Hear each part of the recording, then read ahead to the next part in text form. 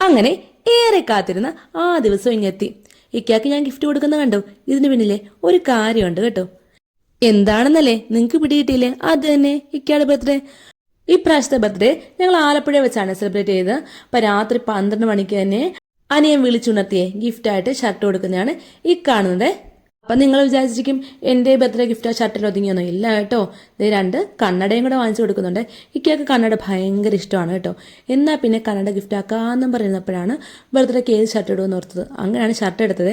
ഞാനെന്താ ഷർട്ട് എടുത്ത് കൊടുത്തപ്പോൾ പിന്നെ ഷർട്ടിൻ്റെ അങ്ങ് ബഹളമായിരുന്നു കേട്ടോ. ഒരുപാട് ഷർട്ടൊക്കെ ഗിഫ്റ്റായിട്ട് കിട്ടി. ഇക്ക് ഈ 2 കണ്ണടയും വെച്ച് നിങ്ങൾ കണ്ടില്ലേ? നിങ്ങൾക്ക് ഏത് കണ്ണട വെച്ചതാണ് ഇഷ്ടപ്പെട്ടെ? ഒന്ന് കമൻറ്റ് ചെയ്യണേ.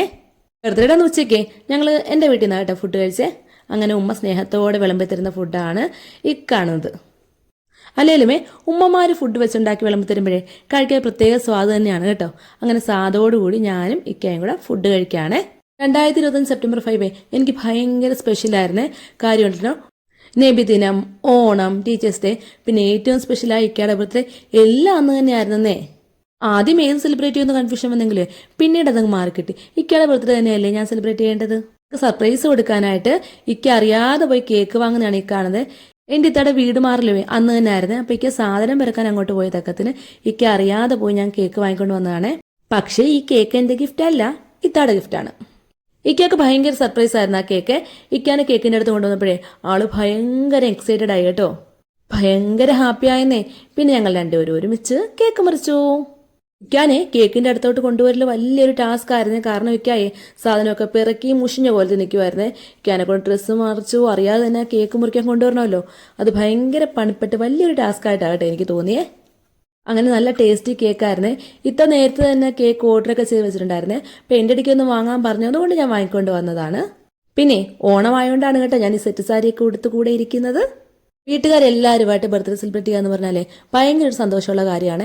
ഞങ്ങൾക്ക് എപ്പോഴും അത് സാധിക്കാറില്ലേ. കാരണം ഞങ്ങൾ ചങ്ങനാശ്ശേരിയല്ലേ. ഇന്നൊരു അവധി ദിവസമായതുകൊണ്ടാണ് കേട്ടോ ഞങ്ങൾക്ക് അത് പറ്റിയത്. അതുകൊണ്ട് ഞങ്ങൾ എല്ലാവരും ഭയങ്കര ഹാപ്പി ആയിരുന്നേ. അങ്ങനെ ഇതപ്പോൾ സജുവിക്കാം അടുത്ത സർപ്രൈസുമായിട്ട് വന്നു. സജുവിക്കാടെ വക ഒരു ഷർട്ട്. അതും കൂടെ ആയപ്പോൾ ആൾ ഭയങ്കര ഹാപ്പിയായേ. ആ മുഖത്ത് സന്തോഷം നിങ്ങൾ കാണുന്നുണ്ടോ? കിട്ടിയ പാടെ ആ ഷർട്ടിട്ട് നോക്കി. എനിക്ക് ഭയങ്കരമായിട്ട് ഇഷ്ടപ്പെട്ടിരിക്കുക ആ ഷർട്ടിട്ടെ. പിന്നെ ആ കേക്ക് മുറിച്ചപ്പോയിട്ട് ഷർട്ടില്ലേ അത് ഞാൻ ഗിഫ്റ്റ് കൊടുത്തതാണേ. അപ്പോൾ ഷർട്ട് ഇടലും ബർത്ത്ഡേ ഫംഗ്ഷനും എല്ലാം കഴിഞ്ഞു. ഇനി കഴിക്കേണ്ടത് ഡിന്നറാണ്. ഇത്താളൊരു സ്പെഷ്യൽ റെസിപ്പിയാണേ. ഈ ചിക്കൻ ഭയങ്കര ടേസ്റ്റി ആയിരുന്നു കേട്ടോ. ചെറിയ ഓർമ്മയുള്ളൂ, അപ്പം തന്നെ അതങ്ങ് തീർന്നു കേട്ടോ. മാഷാ അല്ലാ. അങ്ങനെ ഞങ്ങൾ ബർത്ത്ഡേ അടിച്ച് പൊളിച്ച് എല്ലാവരുമായിട്ടും വളരെയധികം സന്തോഷത്തോടെ മുന്നോട്ട് കൊണ്ടുപോയി. ഇനിയുള്ള ഇക്കയുടെ ഓരോ ബർത്ത്ഡേയും ഇതിലും സന്തോഷത്തോടെ മുന്നോട്ട് കൊണ്ടുപോകട്ടെ എന്ന് ഞാൻ പ്രാർത്ഥിക്കുന്നേ.